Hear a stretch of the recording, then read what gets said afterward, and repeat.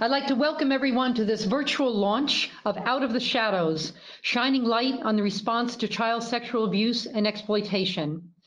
This report includes a global index, and the report and the index have been constructed by the Economic Intelligence Unit with support from the World Childhood Foundation, Oak Foundation, and additional support from the Carlson Family Foundation.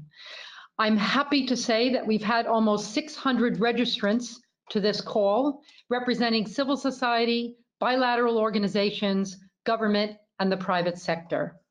I'd like to take just a minute to review how we will run the meeting.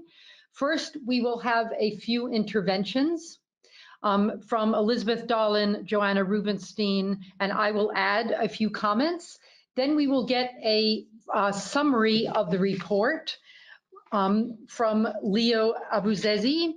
Then we will have two respondents, and we will be able to take questions that you send in. So for everyone listening, you can start sending questions immediately. We will not have those questions verbally asked, but we have two people taking down, reviewing the questions. We'll try to find representative ones, and we will ask the experts to respond to at least 2 or 3 questions at the end. We have a very tight schedule, so without further ado, I will start. And it is my great pleasure to ask Elizabeth Dolan, who is the Ombudsman for Children in Sweden and previously Secretary General of Save the Children Sweden, to give introductory remarks focusing on the practical application of this amazing new tool.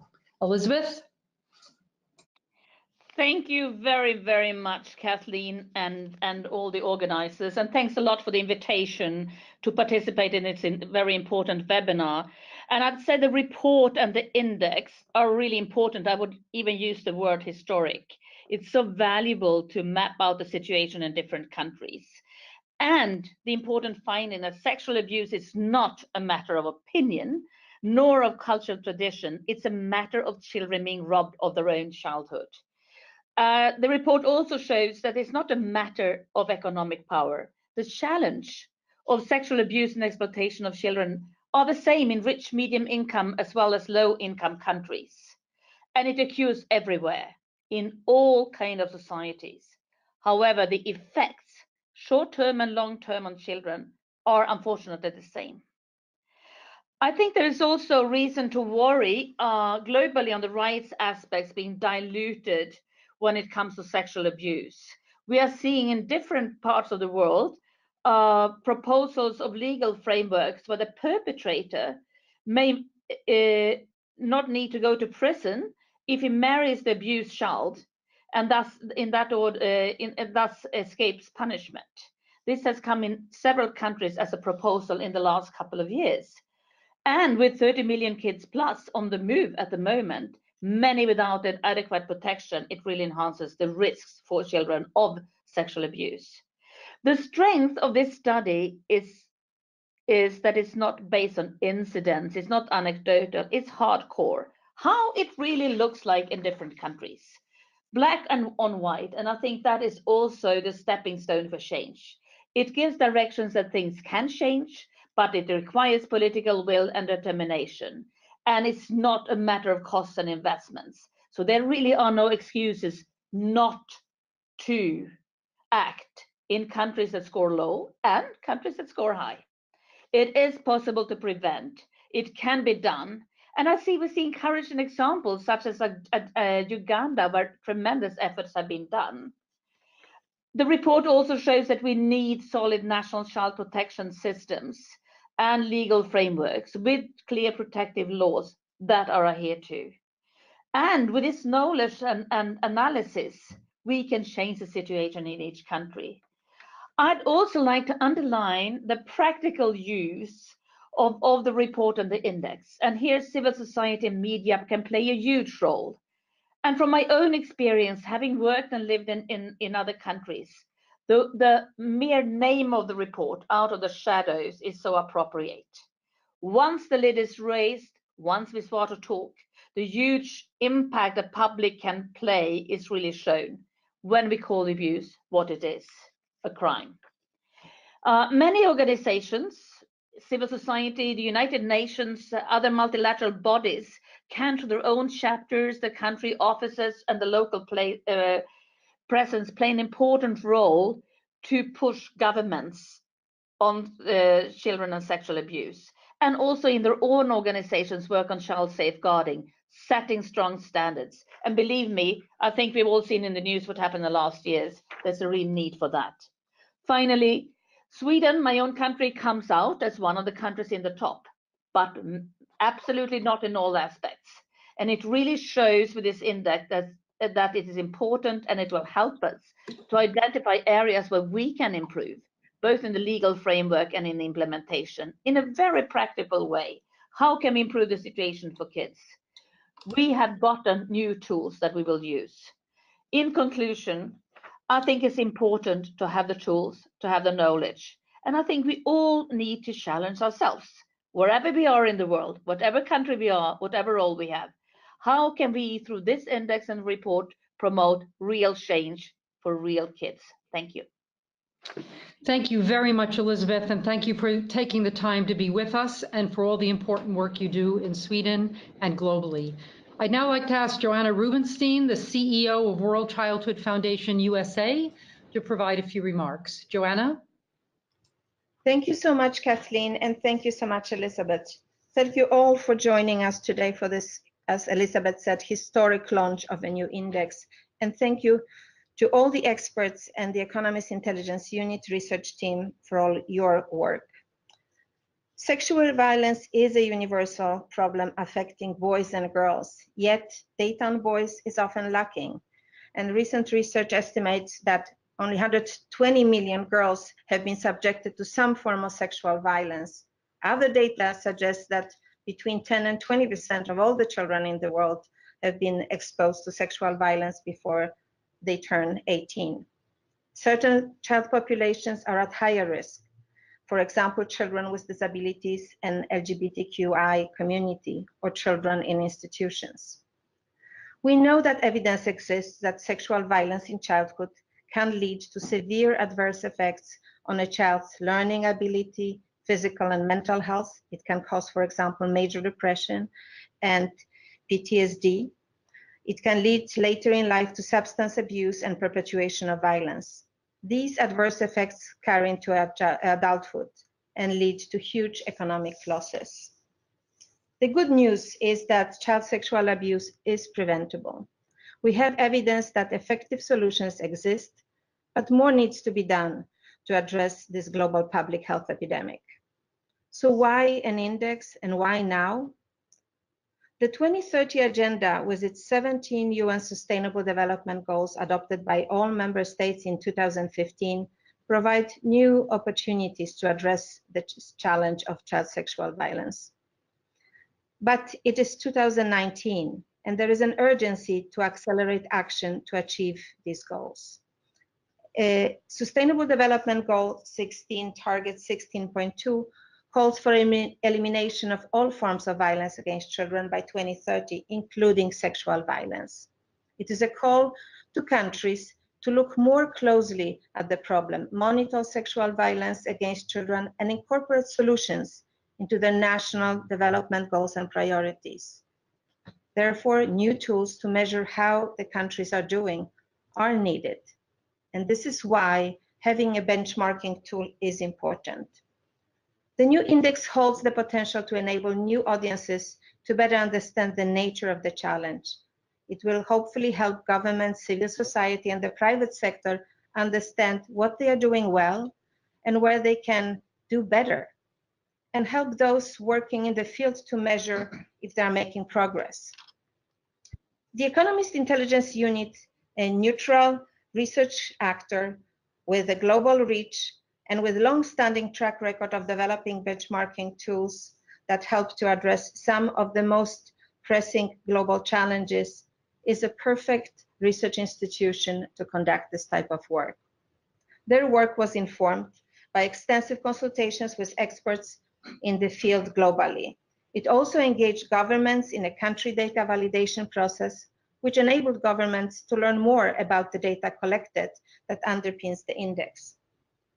The index is not about prevalence, but it is about response to child sexual abuse and exploitation. It is not an examination of government's actions and inaction alone. Rather, it takes into account the whole environment ecosystem in a particular country, including the engagement of the private sector, civil society, and the media. Examples of industry sector that can be enablers for abuse are travel and tourism industry or information and communications technology. We know that travel and tourism amounts to almost 10% of the global economy and is seen sometimes as an enabler of trafficking. But at the same time, we see that some of these companies are actually actively engaging in fighting trafficking by training their staff on how to prevent and address trafficking. Same with connectivity and expansion of broadband. It is a big challenge. This is also why, with more and more children being online, the index looks at the response to online child sexual abuse. We are very pleased that the ITU UNESCO Broadband Commission for Sustainable Development has decided to prioritize child safety online by launching a new working group. Some of the members of that working group will be actually meeting next week in Davos to discuss child safety online, including child sexual abuse.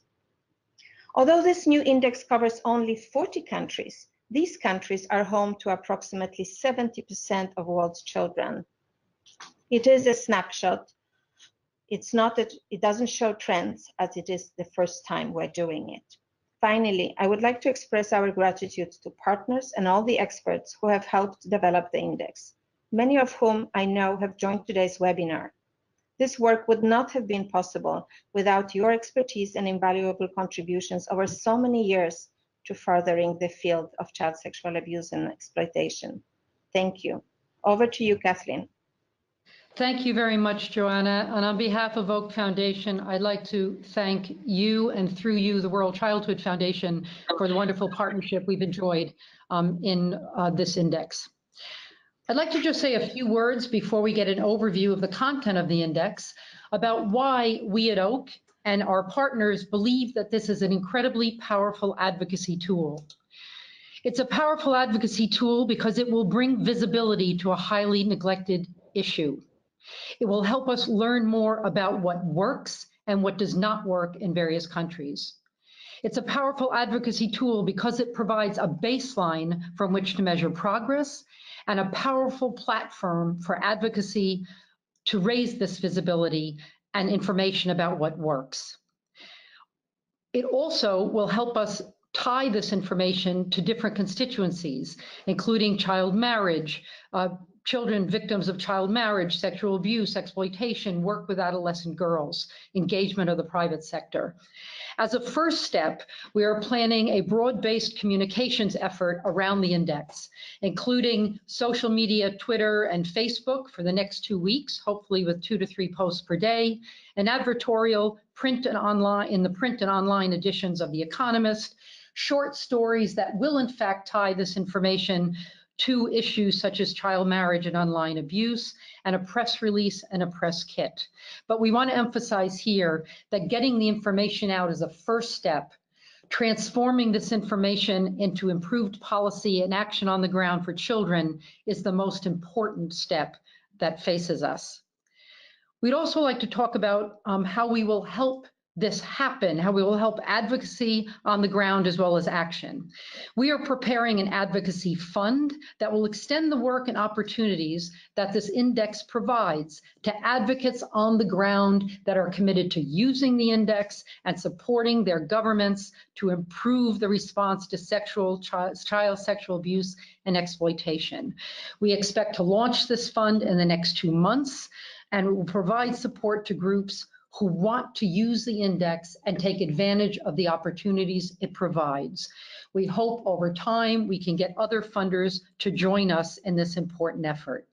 We're also preparing larger initiatives that tie the work of the index and the violence against children surveys with existing evidence on solutions to prevent prevention at scale and demonstrate that child sexual abuse is not inevitable.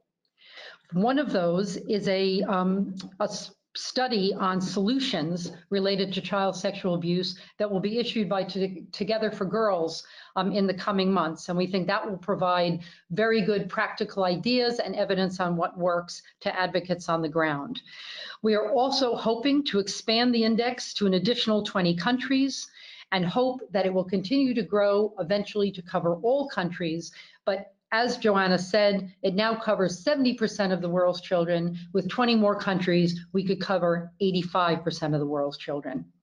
So to tell us more about this exciting development and the index and report itself, I'd like to ask Leo Abruzzese, the Global Director of Public Policy for the Economic Intelligence Unit, to provide an overview of the report. Leo. Thank you, Kathleen. I appreciate everyone attending this morning. I'd like to take a few minutes to just walk you through exactly what the index is, how it was constructed, and how it can be used. This is a process that's taken more than a year from start to finish. We've spent thousands of hours speaking with hundreds of people and collecting information from the 40 countries at great depth. So we thought we would take an opportunity now to let you know exactly how we've done it and what some of the initial conclusions are. So begin by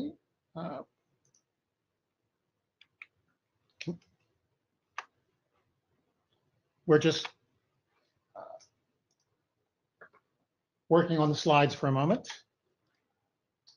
That went to the end. There we go.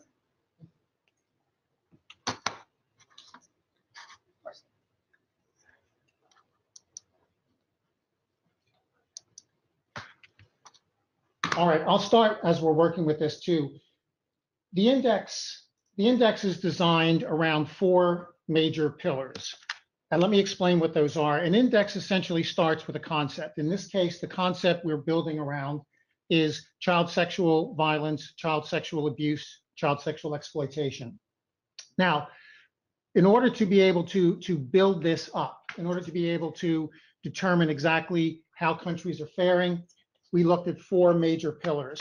These pillars are first, and you'll see them on the screen now, apologies for the delay with the technology. The first is the risk environment, the conditions within each country, the conditions within which children are living. The second of the pillars looks at the legal framework. We assume that as a basic step, every country should be able to acknowledge and pass laws and regulations that provide foundational protections for children.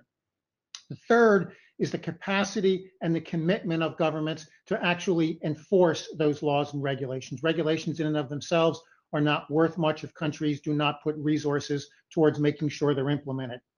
And the fourth pillar within this, as Joanna mentioned earlier, and something unique for an index that looks at countries, we're also looking at the role of the private sector. We think in particular for this public policy issue, because of the prevalence of the internet, because of the risks as well as the opportunities, of course, that are presented by the internet, we thought it was important to look at what the private sector is doing to contribute towards prevention and protection for children. Now, we undertook the index for 3 reasons. One, and this has been alluded to earlier, by collecting a series of indicators, and indicators are simply questions that we are asking of governments with regard to response. By collecting a set of questions and indicators that have been vetted very, very carefully, we essentially are looking at this as a blueprint or a series of best practices that countries and governments can follow. Secondly, this is an independent process. We spoke with governments had an opportunity to validate the data, but this is not self-scoring by governments, which often sometimes occurs through international organizations. So this was an independent assessment. And the third process, the third key function for why we undertook this, was to make sure that it blended and dovetailed with efforts that are already underway through the UN around the Sustainable Development Goals. And as Joanna mentioned, one of those goals, 16.2, specifically looks at ending all forms of abuse, all forms of violence against children. So to the extent that countries are trying to comply with the SDGs, and they are, we think this provides a blueprint so that countries can help to evaluate how they're performing in this area. Now, we covered 40 countries. Why 40? Why only 40? This was the first time we've undertaken an index of this sort. As Elizabeth mentioned earlier on, this is a complex process. We decided to start with a manageable group of countries to ensure that this could be done to a very high standard. As it is, though, those 40 countries are representative of the global economy and global population. So we included countries that were high, middle, and low income. We included countries, as you can see in the map, the ones that are in dark blue, from every region of the world. So rich countries, North America, sub-Saharan African countries as well. And as we mentioned earlier, of the population that's under age 19, we're covering 70% through those 40 countries. And we are in the process now of adding an additional 20 countries, which will take us up to at least 85% of all those under age 19. And we hope to have those additional 20 countries published and released and blended into the index in the spring of this year. Eventually, we'd like to cover all countries, but we think that if we can get to 85 or 90% of the global children's population, that's a very good start, and it certainly gives us good insights into the conditions children are facing and the responses that governments and the private sector are employing. Now, the index itself, I discussed the framework. A framework, again, a series of questions, a series of yes and no, for the most part, indicators that allow us to ask what governments are doing in a number of areas.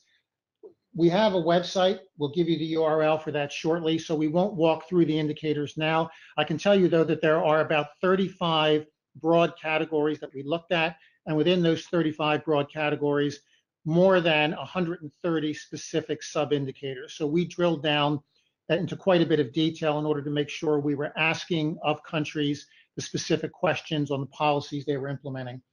You can see here some of the high-level indicators that we looked at. Again, I won't go through them in detail. Please do spend some time walking through the website. But around environment, we were looking at social protection, societal attitudes, attitudes towards violence. The legal framework, as I mentioned earlier, it's very important. If a country can't be bothered to actually pass laws and regulations that establish protections for children, then they're missing a very basic fundamental step. So around the legal framework, we look at age of consent, child marriage, look at visual depiction of minors, online regulations as well too. Perhaps the most important is government commitment, government enforcement. So we look here at national plans, national policies, law enforcement within individual countries, resources. And although the index does not look at prevalence data, we do look at the extent to which countries are at least reporting on incidents of abuse and exploitation within countries. And the final pillar, again, you see some indications there of what we're asking of the private sector. Specifically, we focused on 3 industries. The first is technology, the internet industry, for obvious reasons, because as valuable as the internet is, it does provide a platform for child sexual exploitation and abuse. We looked also at the travel and tourism industry, as Joanna mentioned. This industry can sometimes be viewed as an enabler of child sexual exploitation. So we looked at what they were doing to try to put preventive policies in place. And then also at the media, because the way the media talks about this issue is important as well. Let me go over some of the findings, and I'm just going to go over these relatively quickly. Again, we have a report which I would invite you to look through at some depth. The main finding in any index are the rankings or the ratings. We'll say right at the start that we understand that this is controversial. Countries won't particularly like to be rated on a subject that is this sensitive. At the same time, however, this issue is so important that we decided that clarity and transparency mattered to a huge extent in this index, and we were not going to blunt the results. Now, the point here, and I'm going to be very specific about this, is not to name and shame countries. As Elizabeth mentioned earlier on, even though we do have a list that goes from 1 to 40, there are no countries that are perfect or anywhere close to being perfect. So even the countries that finished right at the top, the UK, Sweden, and Canada, for the most part, scored around 75 or 80 on a scale of 0 to 100. So even the countries that did best, still have considerable room for improvement. And if you drill down into this index, you'll find that even some of the countries at the top have some considerable weak areas that need to be addressed. So we would invite you to take a look at the profiles that we've prepared on these countries. They're available online. They highlight what countries are doing well and what they're not doing well. I would make one important point here at the start. Typically in an index of this sort, the results are heavily correlated to income, and that is countries with wealth, countries that have resources do well, they occupy the top half of the index, and poor developing countries usually occupy the bottom half. That is not entirely true in this case. Certainly the first quartile, that is the first 10 countries, are all developed economies. No question about that. You can see them there. But interestingly, if you look at the countries in the second group, you will see there countries like Uganda, Tanzania, which are, by the way, low income countries. These are countries where income per head is less than 1,000 US dollars a year, yet these countries finish in the top half of the index. You'll see the Philippines and India, also countries that are lower middle income countries. The point here is, even if you are a developing economy, even if you are not a rich country, there are clear steps you can take in order to protect children, in order to minimize child sexual abuse and exploitation. And you can score relatively well in this index without vast incomes, without being a rich, well-developed country. So that's an important point. That means there are opportunities for countries at every income level. Now, I want to talk a little bit about specifically some of the findings. We talked about the 4 pillars within this index. Of those 4, the one where countries on average scored best was around the legal framework. So again, this is at least reassuring because it convinces us that countries are willing to at least go through the process of passing laws and regulations that provide fundamental protections for children. Even there, as you can see, the scores are not particularly high. We've got about a 63 on a 0 to 100. So as with all of the indicators, there's room for improvement, but at least of these 4 pillars, we see the most progress in terms of countries that are at least willing to take the basic steps of passing protective laws and regulations. Now, I mentioned earlier, and I'm just going to go into a bit more detail on this, about how there are opportunities even for countries at the lower income levels to make good progress. So I alluded earlier, and you can see mentioned here, Philippines, Tanzania, Kenya, and Uganda.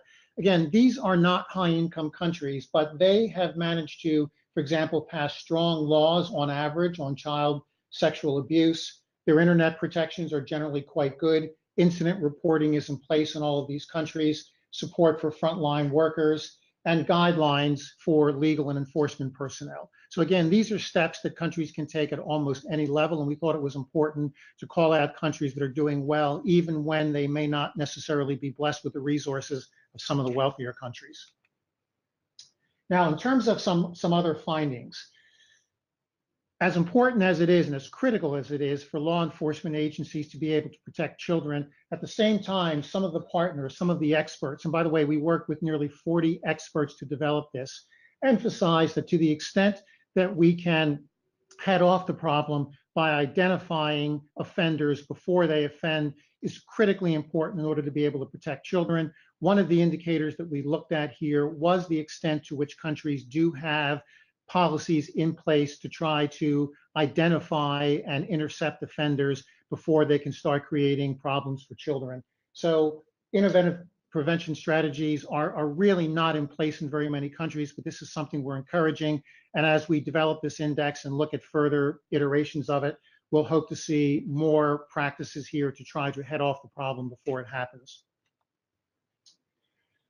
We mentioned earlier, no one disputes the enormous value of the internet in almost every realm, but at the same time, speaking with internet experts who we talked to for this index, we found that there is a crystal clear correlation between the adoption of broadband internet in developing countries and then patterns of depiction or offending behavior against children. There's absolutely no doubt that the internet, for all its value, is an enabler of child sexual abuse and exploitation. So we highlight within this index the extent to which internet providers and governments are addressing this and are taking steps to try to minimize the opportunities for abuse. We've noticed that in a number of cases, there are laws and practices sometimes called notice and takedown procedures where the public can identify and notify ISPs, internet service providers, when there are problems. We think this is constructive. We're seeing it happen in more countries, though not nearly enough. And this can help to minimize some of the risks that are posed by the adoption of broadband. Overall, in terms of looking at what industry are doing, we did want to emphasize that while much of the index does focus on practices by countries, we are looking at 3 key areas in the private sector. We're looking at what telecoms companies are doing. And interestingly here, of the 40 countries that we looked at, only 12 of them have telecoms industry associations that have specific policies, practices, or codes of conduct around child sexual abuse and exploitation. So as with almost all the indicators we looked at, representation across countries is not nearly as high as you would like. Within the travel and tourism industry, only 5 of these countries have travel and tourism associations that specifically have within their annual reports or within their association bylaws practices or guidelines that specifically are directed towards preventing child sexual abuse and exploitation. And even within the media, within the journalistic community, 17 of the 40 countries do specifically have guidelines around ethical and responsible reporting. But again, that's less than half of the countries that we looked at. So we do see countries and we do see the private sector taking some innovative steps. But in most cases, if you look at the indicators that we've evaluated, in most cases, it's rare to have more than half of the countries who are undertaking any of these policies, practices, or these blueprint procedures that we're discussing. Some other findings. One area where there is, perhaps uncharacteristically, very good results is around the reporting of incidents themselves. In other words, when there is an offense against children, are governments at least making this data available? And of the 40 countries that we looked at, 38 of them have some sort of reporting mechanism in place. It's not necessarily on all aspects of what they should be reporting. In some cases, it's on child sexual abuse. In other cases, it's on exploitation. And those are 2 entirely separate issues. But at least overall, 38 of the 40 countries are doing something to report on incidents when they occur. On the other hand, when we look at prevalence data, and I wanted to emphasize again, as Joanna mentioned earlier, we did not undertake prevalence data for this index, and we are not including it here in any significant extent. But we do ask whether countries are undertaking surveys, whether they are surveying children and young adults in order to determine at least the scope of the problem. And by and large, we found that only about half of the countries have undertaken surveys where they are trying to determine just what the scale and scope of the offenses are against children. Now, we should say that there are some countries that have made a conscious decision not to do surveys because they feel, perhaps understandably, that this could be upsetting to children themselves, of course, and to young adults. So there may be good reasons why countries are not undertaking surveys. That said, we think there's no really opportunity to evaluate this issue without having the best possible data. We do need to understand the scope and the scale of the problem. And so we do encourage countries, to the extent that they feel comfortable doing it, to undertake survey data so we at least have a clearer idea of exactly what the extent of the problem is. Joanna mentioned earlier on, and this is really one of the more alarming aspects of the information that we collected, is that boys are seriously undercovered both in laws, in regulations, in reporting, in almost every way imaginable. As one of our colleagues said, there are at least 2 genders. Boys are certainly one of them, and yet boys, for the most part, are not even represented in terms of laws, regulations, and protective measures, in most cases in fewer than half the countries. And when you look at some hard data that we do have, in particular from Uganda and from Kenya, surveys that have been undertaken show that in some cases 1 in 5, 1 in 6 boys were abused when they were children. These are results from surveys that were done with young adults. So much, much more attention has to be paid to boys and to make sure they are fully covered in the laws and regulations. In terms of using the index, as Kathleen mentioned early on, we don't want this just to be a research tool. We want this to be, in a sense, a tool, a platform for action, a way that advocates in this field, and there are thousands of terrific people who have been working in this area for decades. So we want this index to be used, and we think there are 3 ways that it can be used, that it can be effective.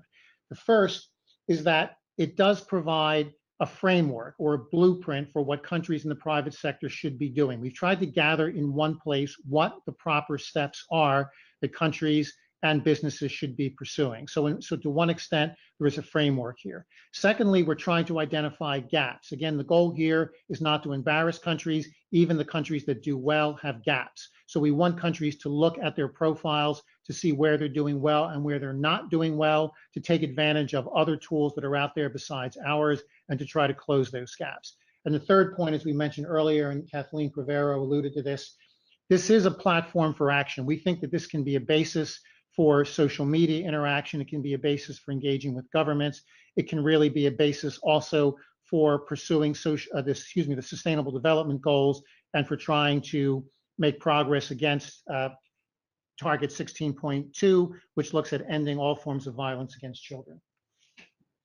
In terms of what we are making available to all of you, we have a number of communications mechanisms that are coming out today as well. We have a report that is available online. We have built a website, a digital hub that includes all of the information that I've relayed to you today. We encourage you to look at that. There are plenty of opportunities to drill down into countries specifically.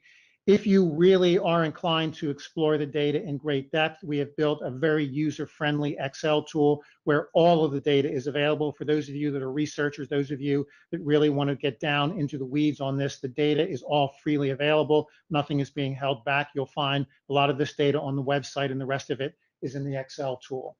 And again, as Kathleen and Joanna mentioned, we are beginning a social media campaign today that will be going on for the next few weeks.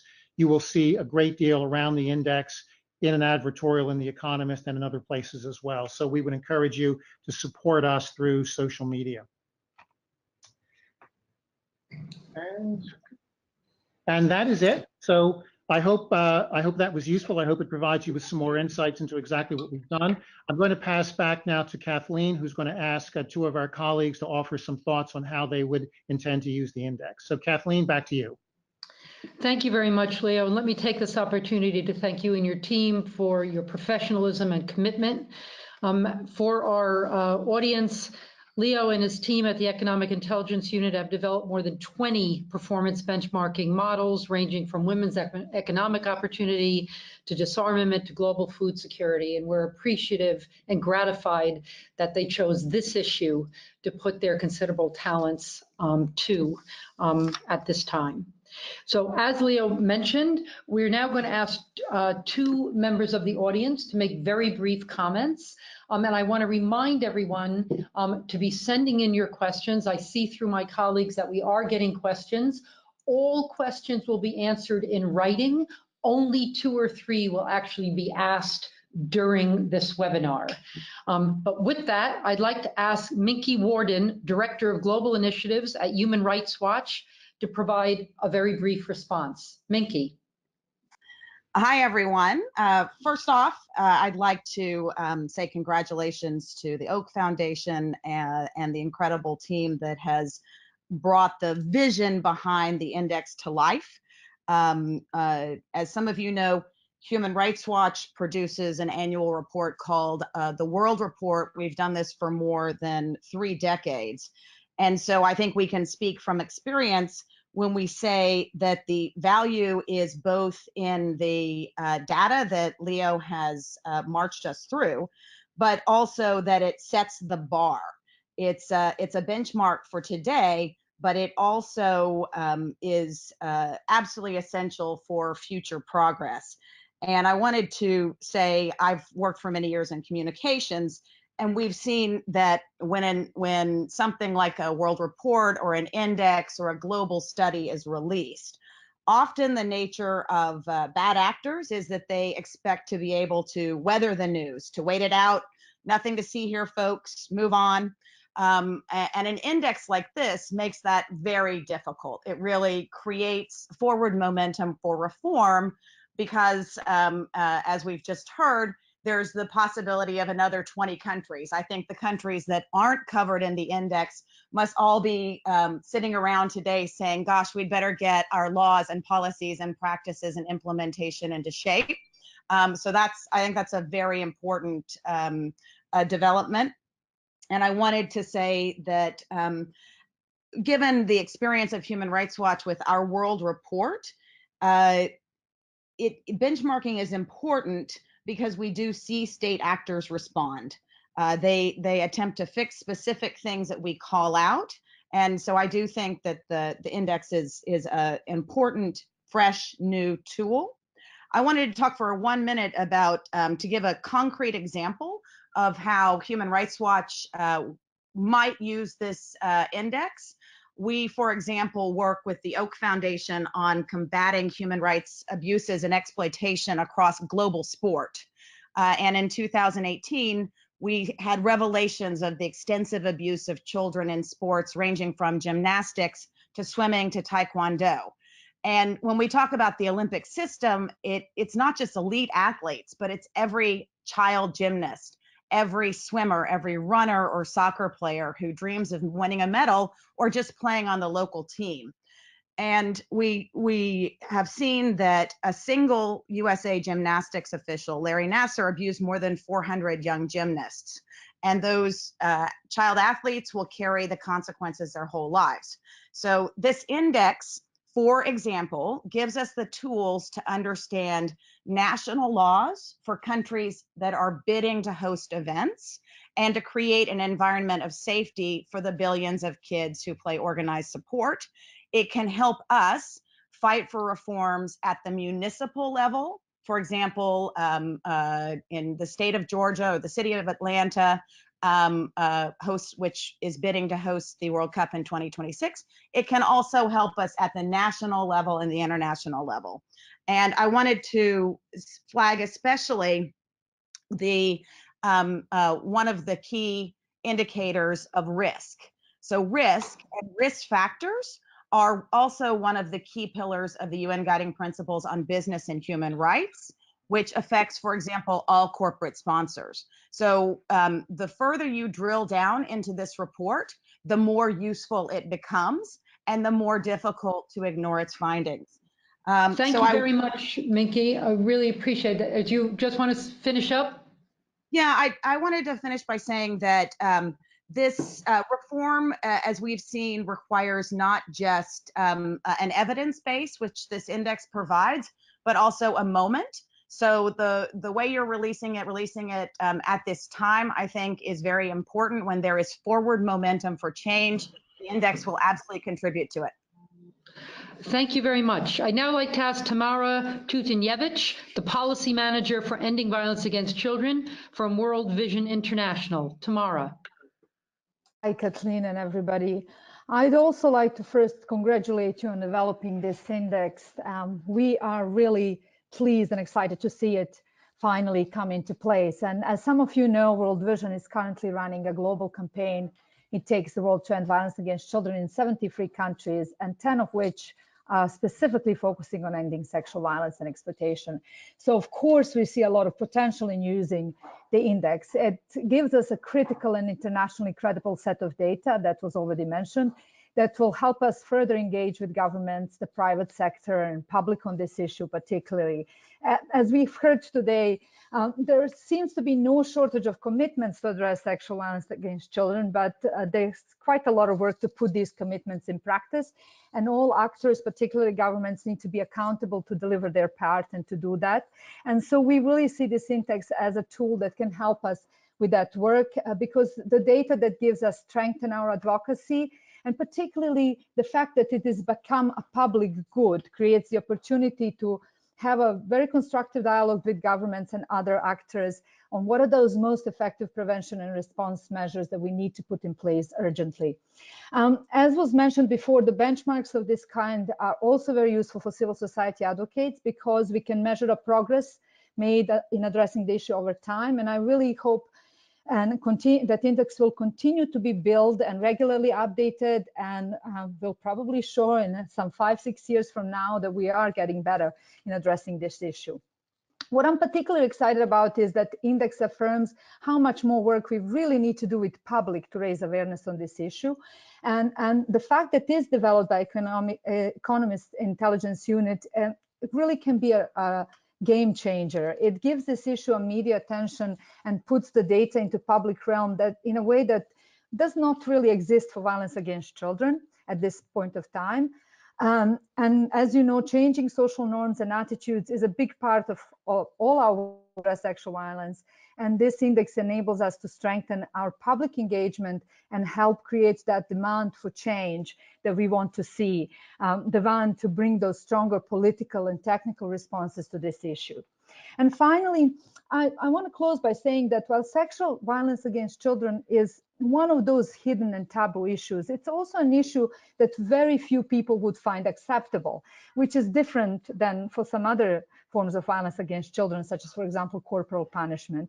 And I think this is an important point of convergence with the public and with the policymakers and different actors. And if this index is really successful, then the dialogue that is created around it can help us broaden the conversations and actions to other forms of violence and raise that issue as well. Thank you, Kathleen. Thank you, Tamara.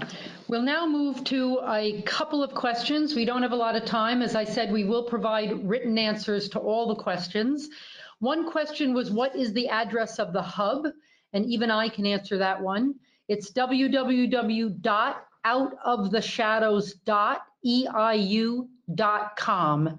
That's www.outoftheshadows.eiu.com. Another question is, does the report make specific recommendations for addressing gaps and areas where countries are not doing well? Leo, perhaps you'll take that one. Thanks, Kathleen. We identify very clearly amongst the indicators where countries are not doing well. We don't provide specific recommendations for each country in the local context. So we didn't go that far. However, for every country across these 134 indicators, it's quite easy to see, especially on special country profile documents that we prepared, exactly where countries are doing well and where they're not doing well. So we created essentially a traffic light system on this. So every country will have no problem at all determining where they do have gaps. In terms of the recommendations, you can easily deduce the recommendations here by simply looking at what countries are doing well. Bear in mind that most of what we looked at here, most of the policies and programs, there were examples of countries that were doing well and those that were not doing well. So for the most part, if a country did not score well in a particular area, say around internet regulations, it's quite easy to drill down into the index to look at the kinds of laws, policies, and regulations that other countries have adopted and to use that as a framework or as a benchmark for improving your own. So indirectly, there are recommendations, but specifically, we did not call out a series of specific development points for each country. Here's another one. How should governments that are not covered in the index engage with the process? Is there a way for that to happen? Well, I think there are a couple of ways that this could happen. First is, leaving aside our process here, there are a number of organizations around the world, the Global Partnership, We Protect, and others, which I'm sure would be thrilled to have continued engagement and even new engagement from countries that are not participating at this point. So there is a community, as I mentioned earlier, of terrific advocates who've been working in this area for a long time. So as a starting point, I would encourage you to work with international organizations, to work with NGOs, to work with UNICEF and others who have been in this area for a very long time. In terms of working with us, we have the initial 40 countries, we have 20 more, and we will be publicizing probably in the next couple of weeks. We'll be identifying those additional 20 countries. We absolutely are reaching out to all 60 countries. We reached out to the initial 40. If your country is on the list of the ones that we're looking at, we will contact you. But if you'd also like to contact us, we want to have as much communication, as much dialogue with you as possible. So if you see your name on the list, and someone mentioned this earlier, if you do see your name on this list now, you didn't have an opportunity to contact us before, we'll be updating this index. We'll seek you out, but feel free to seek us out as well. And we will absolutely take on board anything you tell us, and we will incorporate it into the next iteration of the index. Thank you, Leo. One final question, a very interesting one. Did your assessment of legal frameworks look at current proposals to amend laws that might even set back gains made in the past for the protection of children against child sexual abuse and exploitation? So Kathleen, I'm going to ask my colleague, Catherine Stewart. I should have acknowledged Catherine oversaw most of the project and did most of the heavy lifting. So I wanted to thank Catherine for this, but that's a specific question that she's been addressing over the last few months. So Catherine, you would just offer your thoughts on that. It's an excellent question. Our research does keep track of current initiatives that are being considered and undertaken. However, we look specifically in the legal framework at the laws that are currently in place, not ones that either have the potential in the future to improve situations for children or hopefully not make situations worse for children. However, it's something that we have kept track of, and we are seeing changes, and we hope to incorporate those into future editions. Okay, great. I think at this point, it's probably time to wrap up. I want to thank everyone who contributed, everyone who took their time to be on this webinar, the Economic Intelligence Unit, the World Childhood Foundation, Minky, Tamara, Elizabeth, and of course, Leo. Thank you all for your efforts. And we'd just like to close with a few thoughts. Every issue has a moment in history. Every moment in history has people in place who can seize the opportunities it presents. This is the moment for the prevention of child sexual abuse and exploitation, and we are the people in position to seize it. We should realize that we have the tools. We have this index. We have a review of solutions to child sexual abuse that is being issued by Together for Girls in the coming months. We have other tools as well. We have the evidence. Again, we have this index. We will have studies on how this data links to child marriage, to adolescent girls, and to online sexual abuse. We have the allies.